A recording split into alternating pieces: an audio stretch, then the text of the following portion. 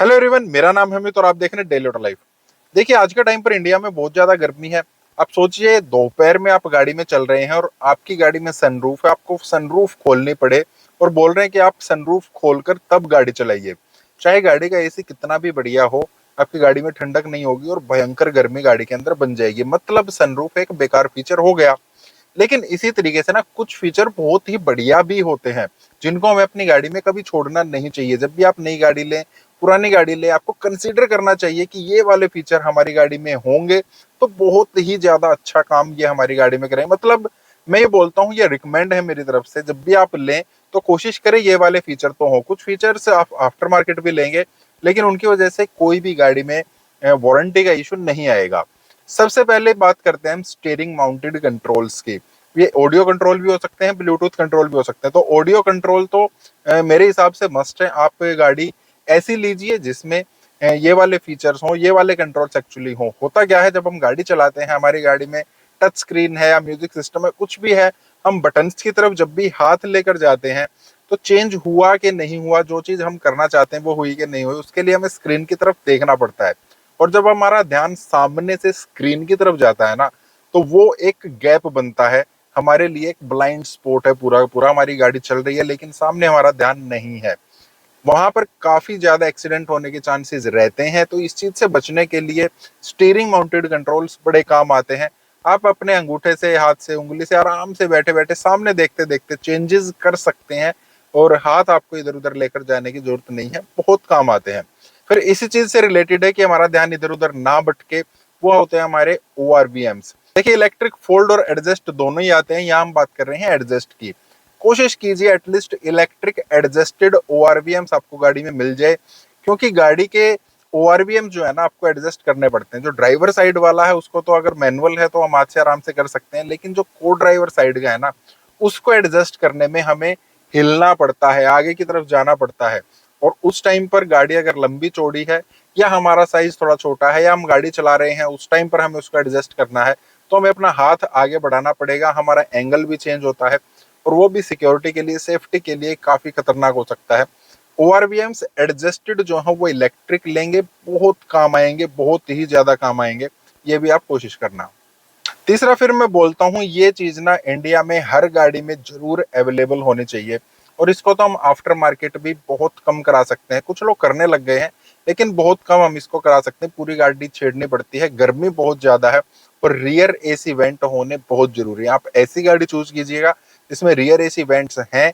जब भी गर्मी में हम चलते हैं, गाड़ी में आकर बैठते हैं, सामने वाले बंदे, आप कोशिश कीजिए, आप देखिए, जब आप गाड़ी में आकर बैठते हैं ना, अगर आपकी गाड़ी धूप में खड़ी है तो सामने की गाड़ी ठंडे, सामने का कैबिन, सामने सीट ठंडी होने में कितना टाइम लगता है, और पीछे वाले जो लोग बैठे हैं उनके लिए क्या बनती होगी। तो इसके लिए रियर AC वेंट बहुत ज्यादा इंडिया की गर्मी के हिसाब से बहुत ज्यादा जरूरी है। फिर बहुत ही इंपॉर्टेंट फीचर, काफी अंडररेटेड है, बहुत सारे लोग इसको कंसीडर करते ही नहीं है, वो है ड्राइवर सीट हाइट एडजस्टमेंट। बहुत ही ज्यादा फर्क पड़ता है। अब देखिए, जिस गाड़ी में बैठा हूँ इसमें हाइट एडजस्टमेंट है, मैनुअल है। मैं आपको दिखा रहा हूँ कितना फर्क पड़ता है। मैं अब इसको ऊपर कर रहा हूँ और आपको शायद में दिख रहा हूँ। देखिए, मैं, मेरा सिर जो है ना वो स्क्रीन से बाहर जा चुका होगा और स्टिल मैं अभी, हाँ, यहाँ तक है। और देखिए यहाँ अब है, और मैं अगर इसको डाउन करता हूँ, ये धीरे धीरे जाने लगा। फुल नीचे लेकर मैं इसको जा रहा हूँ।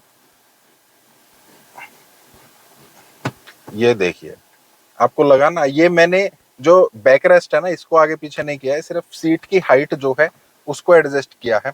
और ये बहुत काम आती है जब आपके घर में मल्टीपल लोग जो है ना वो गाड़ी चलाते हैं। किसी को किसी तरीके से एडजस्ट करना, किसी की हाइट कम है, किसी की हाइट ज्यादा है, नीचे करना है, ऊपर करना है। विजिबिलिटी का बहुत ज्यादा इशू रहता है। अब जहां पर मैं बैठा हूँ ना, यहाँ से मेरे को MID स्क्रीन में स्पीड क्या है, RPM क्या है, गाड़ी कोई, मतलब जो MID है वो मुझे क्लियर दिख रही है। अगर मैं थोड़ा सा और हाइट कर लूंगा या मेरी हाइट ज्यादा होगी तो जो स्टीयरिंग व्हील है वो उसके सामने आ जाता है, यहाँ पर विजिबिलिटी की दिक्कत हो जाती है। और अगर गाड़ी ने कोई वार्निंग दी, कोई लाइट आ गई, कोई साइन आ गया, मेरी स्पीड क्या है वो मुझे नहीं दिखेगा, तो मैं किस तरीके से, मेरी गाड़ी क्या परफॉर्म कर रही है जब मुझे वही नहीं दिखेगा, वो काफी बड़ी दिक्कत है। और जब हम भीड़ के टाइम पर चलते हैं ना, कहीं पर ट्रैफिक जैम है या स्टॉप एंड गो ट्रैफिक है, तो थोड़ा सा हम हाइट को ऊपर कर लेते हैं तो हमें सामने का और भी ज्यादा क्लियर दिखता है।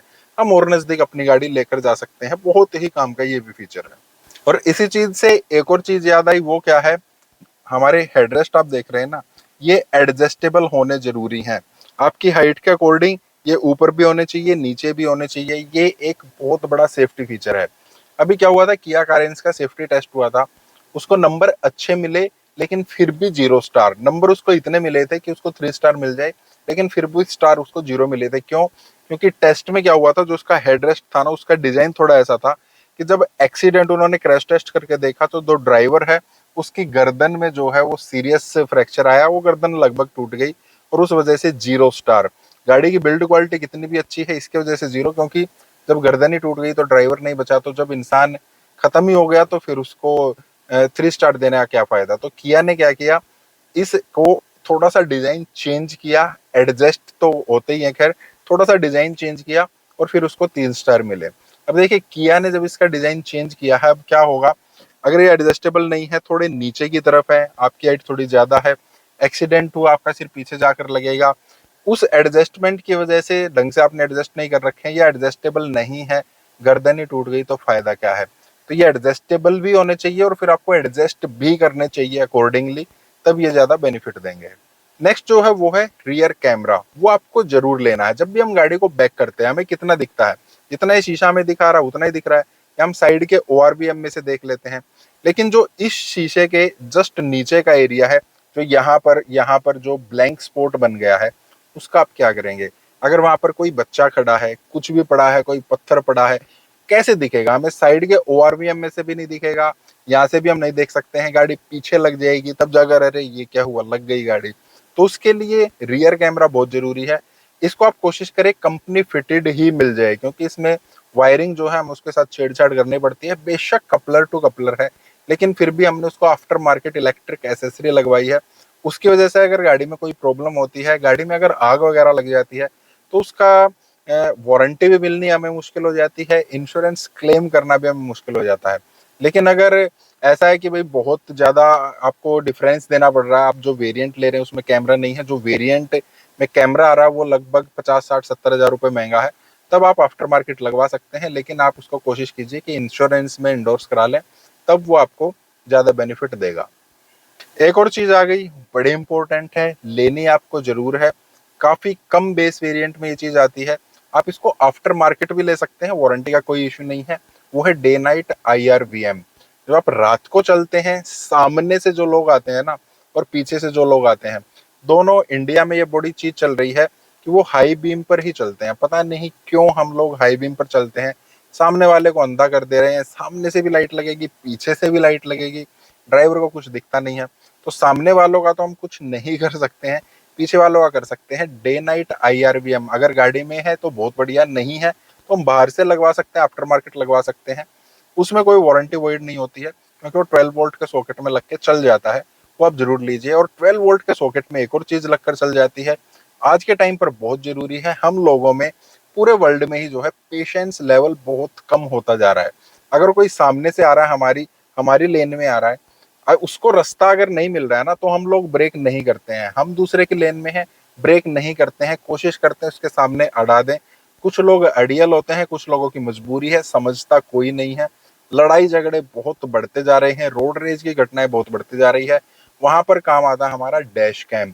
अब डैश कैम भी प्लग एंड प्ले है, कहीं पर कोई वायरिंग कट नहीं है, 12 वोल्ट के सॉकेट में लग जाता है या हमारे USB पोर्ट में लग जाता है। जरूर आप इस चीज पर इन्वेस्ट कीजिए, आफ्टर मार्केट आएगा। कुछ एक कंपनीज की, कुछ एक गाड़ियों में जो है कंपनी फिटेड भी आता है, लेकिन वो टॉप वेरिएंट में आता है, तो आप आफ्टर मार्केट लीजिए, बहुत बढ़िया कंपनीज के आते हैं। इसमें इन्वेस्ट करेंगे तो कोई भी जो दुर्घटना होती है, गलत चीजें होती हैं, कोई गलत चीज से, गलत तरीके से आपका चालान भी अगर काटना चाहता है, कोई आकर जानबूझकर आपसे भिड़ रहा है, तो वो सब आपके पास एक किस्म से प्रॉपर सबूत होगा, कहीं पर भी आप उसको दिखा सकते हैं। मिस ऐप से आप बहुत बड़े तरीके से बच जाएंगे। तो ये कुछ चीजें हैं जो आप गाड़ी लेते हुए जरूर सोचिए, कंसीडर कीजिए कि ये होनी चाहिए।